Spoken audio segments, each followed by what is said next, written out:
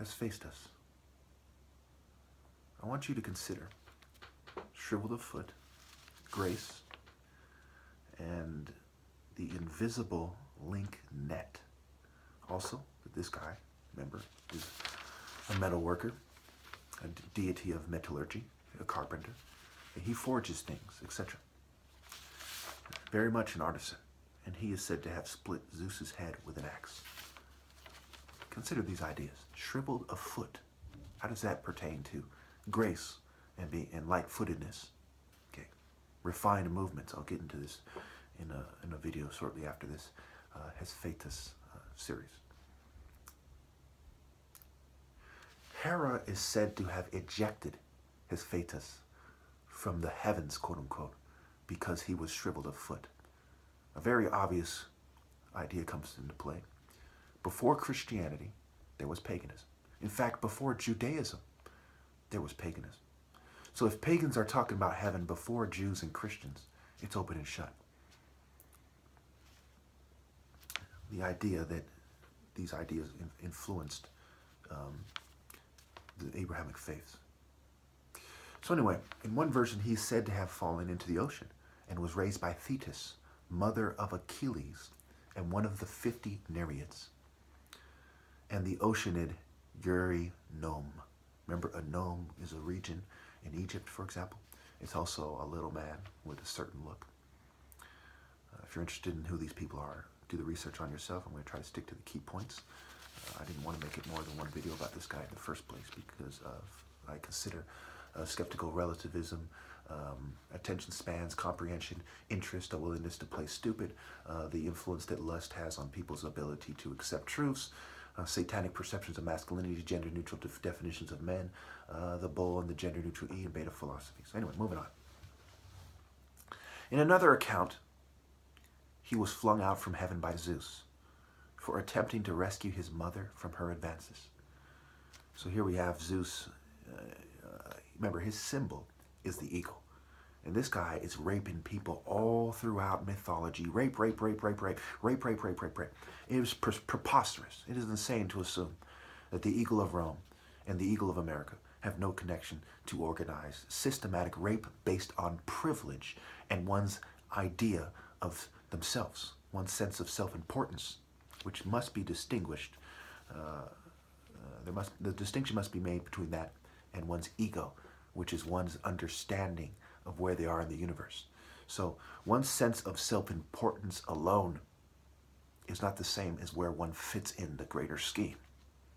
Okay, if you're fixated on how important you are or aren't, it doesn't have the same effect as you being fixated on where you actually belong.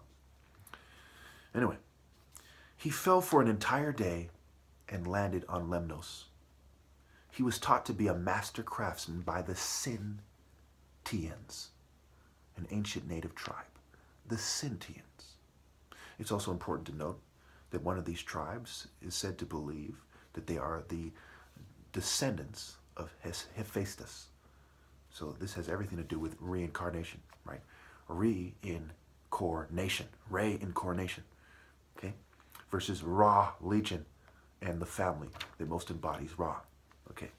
And his only begotten, right? The only true connection to God is through this top martial arts bloodline. I've beaten it to death that it's my family and that it ends with me. Okay, and why? So look into my key points as to why I'm the top martial arts playlist or whatever it's called. Anyway, one explanation for why he's called the lame. See my first video on Hesphaestus. Lameness from the fall. Another is Homer saying that he was lame from birth. He makes Hera a magical golden throne that doesn't allow her to stand up when seated. There's invisible fetters. So he's used to making contraptions, right? He's known for and used to making contraptions that cheat people in a way that they cannot detect and others cannot detect either. Okay, the invisible net, okay, in which he caught Aphrodite cheating on him with none other than Ares, the Greek god of war, to be compared with Mars. Remember, Mars is where we get the word martial arts. Okay, the war arts or the arts of Mars. Okay, so he makes this golden throne for her, and she sits down all cocky like, I am the queen of the gods. She can't get up, right? It's so effective that even the queen of the gods and the other gods cannot free her, and they beg him to come back and free her. And he responds, I have no mother, because remember, she threw him out. And she threw him out of the idea of heaven and not actual heaven. Greek mythology is not about true religion. It is about a psychological system, and the devil saying the mind is a place of its own.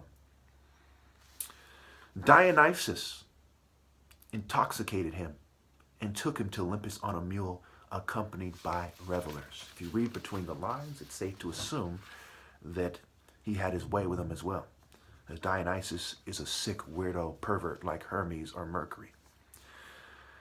Hephaestus' consort is Aphrodite, right? Why is he given Aphrodite? By Zeus to, there was a war with the gods over who gets to get her, and Hephaestus is the one who gets her, because he makes the weapons that give the Greeks and the Romans the upper hand over other groups of people, over primitive groups especially.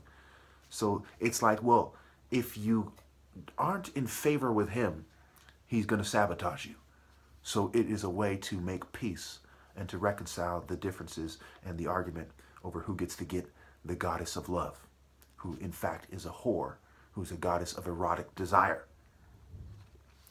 So Hephaestus' consort is Aphrodite, who is unfaithful to him with a number of gods and mortals, including Ares. So in Western culture, women's judgment is said to be despicable by design. They were bred to be that way. They were brainwashed and conditioned and programmed. Remember, gram as a measure of weight, programmed to be that way. Okay? She's unfaithful to him, and this is just to him, mind you, with a number of gods and mortals, including Ares. And of course, this is when he uses Helios, the all-seeing eye, like the eye on the dollar bill, their conception of masculinity, or the sun, okay? Which is, again, is the idea and not the true connection to God. You're an idiot if you don't see it that way. Okay. To find them cheating. And we'll get into that later. Okay. However, in book 18, I think it was the Iliad or the Odyssey, one of these, his consort is Charis, grace. Isn't that something, right? Charis. Charis. Remember, the throne of Hera. The fetters. They made it so she can't stand up. She can't take a stand. This guy knows how to make it so that when you settle down, you cannot take a stand. When you think that you're settling down in your place, you cannot take a stand. That is a very key aspect of this person. He is a saboteur. He makes contraptions. He is teamed up with Mercury, who's a god of trickery. Hell, he designed the winged sandals and the winged hat of Mercury and Hermes. That's what he does. He cheats people by design. He considers their figure, their dimensions, their shape. Shape backwards is E-pass. Evil, beta, right? Beta A, and so on. Or Agalia, the glorious. Grace and glory are said to be his consorts in different versions, right? So love, grace, glory. This guy who is the craftsman, the master mason, if you will, the grand architect, one might even describe him as, at least in a sense. He gets love. He gets grace. He gets glory. And even the god of war, mind you, who is an idea who is not the same as the top martial artists. Look at it carefully. Okay? Can't get Aphrodite over him. This guy designs the system. He makes man from clay. He makes Pandora from clay. And the glorious is the youngest of the graces. With the graceful woman is the glory, not the slut. But not the lukewarm, married to a rich, conformist pussy. You must make that distinction in truth and learn all the lessons of life, which can also be extracted from the Greek myth if you're looking at it from a pure sun temple, follower of Hera, Ares, African, pure masculine spirit, martial art perspective. He had many children and consorts, including the robber Periphetes by Antidia. One of his children is a robber, the offspring of Hesphaestus, and some lesser known person or idea is a robber. This guy is a cheater. Like father, like son, he is a thief. And when teamed up with a deity of thieves, like Mercury or Hermes, those despicable dogs, okay? Of course they're cheating people like me out of their rightful place. What, you think they don't? Could you be that stupid? Start over and take notes if you don't understand why it is part of Western culture to cheat black people, especially out of their rightful place as the top martial artist. Start over and examine it and take notes and think. I have no time for that kind of stupidity. This is the foundation of Western culture, is the Greco-Roman myths. What, you think it's not? Vulcan had Cacus and Cacus, rather. So Vulcan had the children. Vulcan, remember, is the Roman equivalent of Hesphaestus, and he had a child named Cacus. Am I saying white people are thieves? Am I saying that? Are they saying that? Is anyone saying that? I'll leave that up to you to figure it out. Me personally, I'm part white. I'm not racist. But I do believe if white people embrace their own culture, yes, they're thieves. Yes, they're rapists. Yes, they're liars. Yes, they should be executed immediately. Hesphaestus and Athena. Athena refused a union with him, according to an Athenian founding myth. Now, what is the capital? The main cult center of Greece. What is it? Look it up. One myth has it that he attempted to rape Athena, and she pushed him away, causing him to ejaculate on her thigh. She wiped the semen off using a tuft of wool that she threw into the dust, impregnating Gaia, and she gave birth to Eryctonius. Another way to look at it is Athena was actually raped by a follower of Athena, or someone from a tribe or a group of people that saw themselves as the physical manifestations or descendants of Athena, were raped by these people. And the next generation, or the next child, or the next generation of children, okay, was basically a more worldly, more Gaia-like generation because of the way in which she was impregnated and how and the resulting emotions that raised the child, whom Athena adopted as her own child.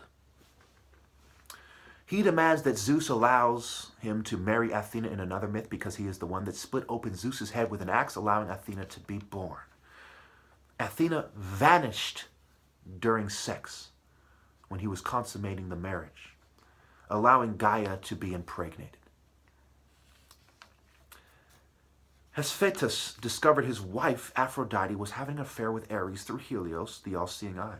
He ensnared them in an invisible chain link net. Okay, technology, science, trickery. And dragged them to Mount Olympus to shame them. Poseidon persuaded him to free them in return for Ares paying the adulterer's fee. Remember, Poseidon, ironically, is the one who raped Medusa in Athena's temple using illusion. In the Odyssey, he states that he will return Aphrodite to her father and demand back his bride price. It's a gold digger society. Money and quote-unquote love are connected. Helios, of course, is hell I is, or sea I low, and the gods laughed when he dragged them back. Hesphaestus also had a temple named the Hephaestus in Athens. This is the temple of Hephaestus. Thank you.